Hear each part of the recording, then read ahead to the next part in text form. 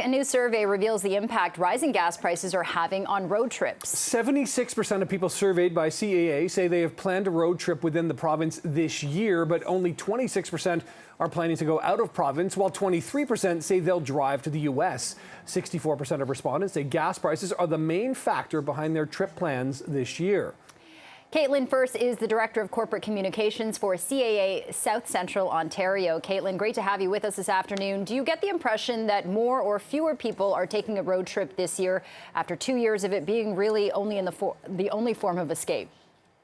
So we are seeing a lot of people who are still interested in taking road trips, absolutely. As you said in the outset, about 76% of those surveyed are planning to take a road trip in the province this year. So that's a significant number. I think what's different is that people are having to make different choices based on the price of gas. And so what we've seen in our study is that that $2 a liter mark really is that magic number that starts to change people's behaviors a little bit.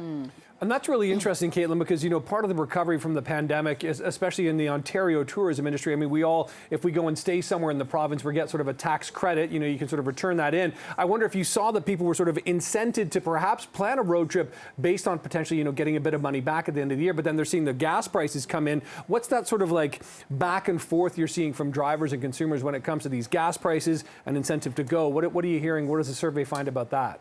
Yeah, so what we're really seeing is that there's a few different behaviors that people are taking once that $2 a liter gas price comes into play. So certainly the highest number is the amount of people that maybe just won't take as many road trips as they had initially planned. Some people might change their budget for the road trips that they do have planned, so spending perhaps a little less money eating out or a little less money on hotels to offset that price of gas. And then a third one is really just taking shorter trips, so perhaps not going as far as you might have wanted to. Yeah, let's stay with that, Caitlin. Short of buying an electric car or hybrid car, what are some other options for saving money on gas when you're driving? I'm curious to know if there is an app kind of like Waze, but it shows you where the cheapest gas is at various gas stations. Is there anything like that? There are some resources available online for sure, but really you want to be focused on your driving behavior. So once you are out on the road, simple things that should be top of mind in general, like planning your route, not going off course or driving more than you need to, trying your best to avoid the use of air conditioning as best you can. I know some days are really hot. That can be tough.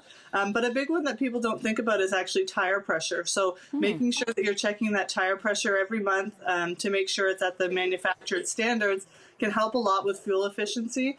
And then lastly, being mindful and conscious of what you're packing. So, the more you pack into your vehicle, that can be a heavier load and have an impact on fuel efficiency. Or if you have those top compartments on your vehicle, filling those up can make a difference.